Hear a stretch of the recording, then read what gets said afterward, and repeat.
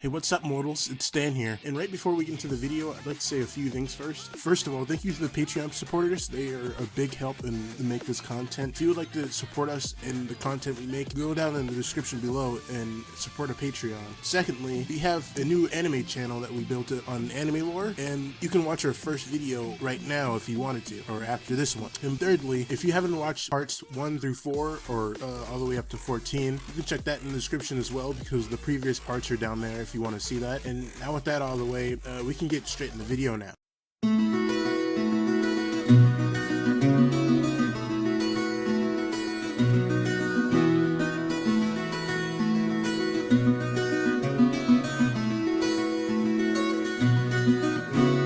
I'm going to start off giving a little recap. Last time on What If Deku Was a Saiyan, Izuku and his classmates began to make their own special moves. So Izuku had managed to think of and create numerous amount of attacks. A boulder had fallen off a ledge and was going to hit All Might, but right on time, Izuku had destroyed it with his new fighting techniques. Specifically, the Super Deku technique. After this, the students left to take the licensing exam. Will Deku and his friends pass? Find out this time on What If Deku Was a Saiyan. The hero Miss Joke begins to talk to Mr. Aizawa about the crushing of UA and how the sports festival put him at a massive disadvantage. Aizawa proceeds to tell her his students will be fine. He has seen what they are capable of, especially Izuku Midoriya. Everyone runs out of the box and begins to clash. So, most of the students have stayed together, except Bakugo, and Kirishima, Kaminari, and Todoroki. They've gone off by themselves. The class stays together in an odd formation.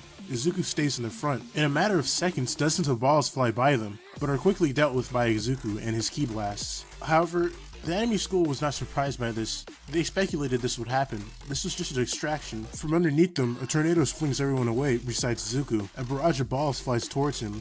The enemy team is confident that he wouldn't be able to destroy them. However, the enemy team got wrong. Deku proceeded to expand his aura, making the balls go back towards everyone, hitting every single person there, but this didn't count for his score, since they weren't directly thrown by him. Izuku goes off to look for the others, and stumbles across Uraka.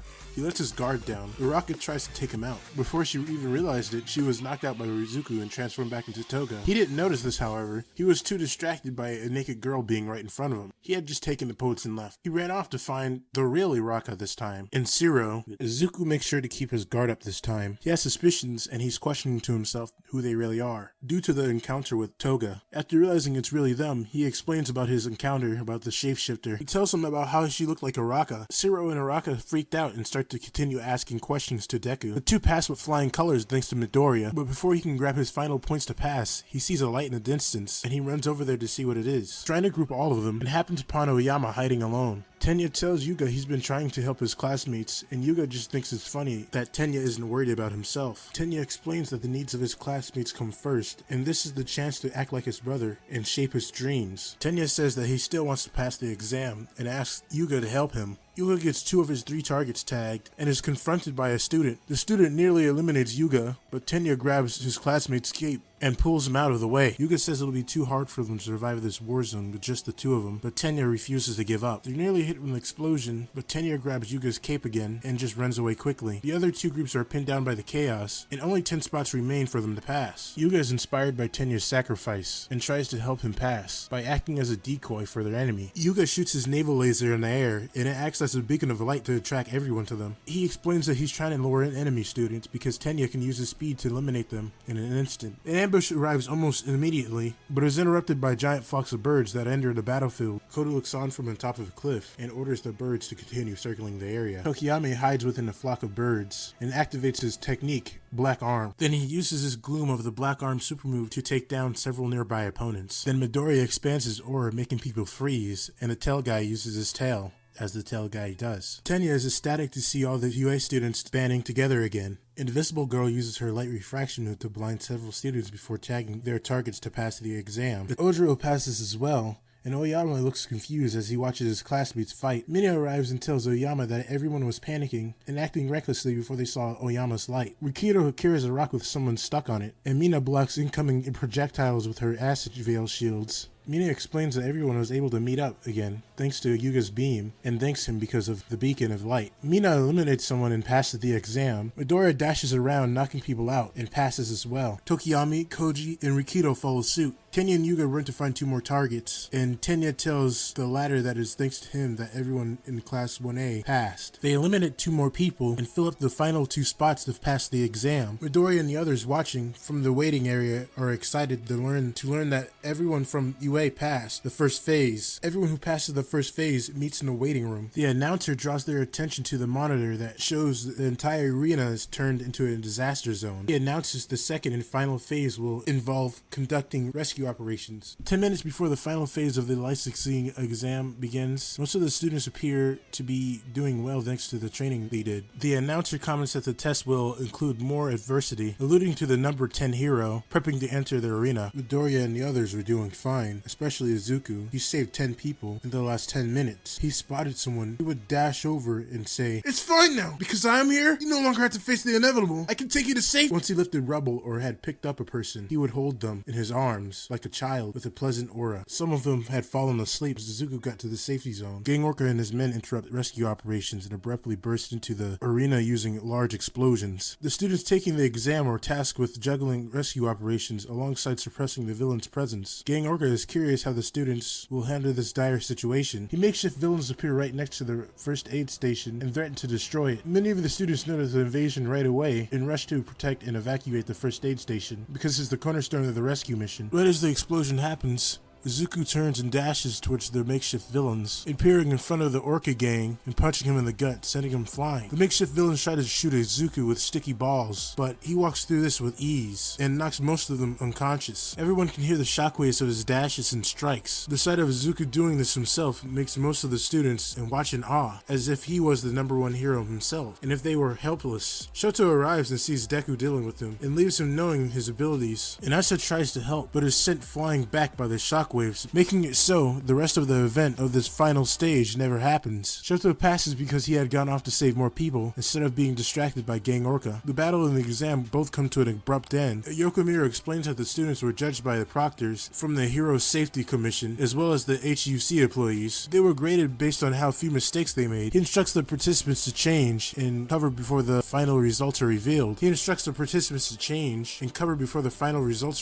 The names of students who passed are up on the board, showing that everyone in the class has passed, except Bakugo for his behavior to citizens. Gang Orca's sidekicks apologize to him and say it's hard to move with their protective restraints. Restraints aside, Gang Orca reveals that they had no chance. The student was on par with the top heroes. The students had returned to their dorms, while everyone else unwinds from their exam. Sasuke walks past Izuku and calls him out. He tells Izuku to meet him out front later, so they can have a talk about his quirk. They both leave their dorms in the middle of the night. Izuku is concerned about being out past curfew. Katsuki ignores and leads them to ground beta. Katsuki mulls over their childhood together, remembering when Izuku used to be amazed over Bakugo's quirk. Bakugo reminds Izuku that ground beta is the same place where Izuku defeated him during the battle at the beginning of the year. Bakugo tells Midoriya how he feels about him. He was always annoyed at Deku for being quirkless and weak after their first battle. He realized that's not the case anymore. He couldn't believe what Izuku had become. He had gotten strong and stronger throughout the whole year. He didn't understand why he had gotten stronger since All Might appeared. It's gotten to the point where Izuku has passed the licensing exam and Bakugo didn't. Izuku tries to explain it's not a matter of skill, but Bakugo cuts him off and tells him to listen. Katsuki admits that the Kamino incident helped him understand. Izuku knows what's coming. Katsuki asks him if he got his quirk from All Might. He made the connection that One for All and All Might know each other and both have the ability to pass their quirks on. Izuku changed after he met All Might. Katsuki asked All Might already, but he didn't answer, and so Katsuki now asks Izuku. Izuku tells him no, and that this power is his own, and wonders how he connected that he had One for All if their quirks are completely different. He replies that they both wanted to be like All Might, but Izuku is the one who got acknowledged by him. Frustrated, Katsuki tells Izuku that they need to fight right here and now. Izuku tries to explain that he doesn't have All Might's quirk, but Bakugo doesn't listen. Izuku tells Kachan it's a bad idea to fight because they are already breaking the rules, and says they should fight during a training class. Katsuki ignores Izuku's pleas and states that if they fought during a training session, the teachers will keep them from going all out, and goes in to say that he wants to see for himself why All Might has chosen Izuku. Katsuki stretches his arms and repairs, and warns Deku to put his guard up, or else he might get hurt. He disregards this, remembering that Deku fights like Kirishima now. Izuku's Saiyan blood kicks in and gets into a fighting stance with a smile. He was excited to see what Bakugo could do. Izuku is met with Kosuke blasting himself into striking range. Who will win this clash of titans? Bakugo is rushing in with blind rage, but Izuku seems calm. Find out next time on What If Deku Was a Saiyan?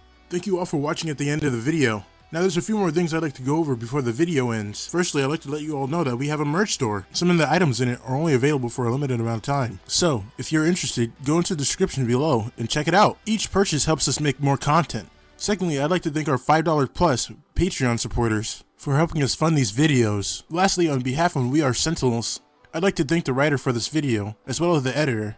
Their details will also be in the description. If you're a voice actor, editor, or writer, or you're interested in becoming one of those, go to the Discord that is in the description of this video. Hit up the head of one of those areas. We're always looking for new members to join us. That's it for this video, so thank you all for watching. And don't forget to hit that subscribe button if you're interested, and hit the like button if you liked the video. Until next time, peace out, mortals. Have an amazing day. Eyes in the sky, gazing far into the night. I raise my hand to the fire, but it's no use, 'cause you can't stop it from shining through. It's true, baby, let the light shine through. If you believe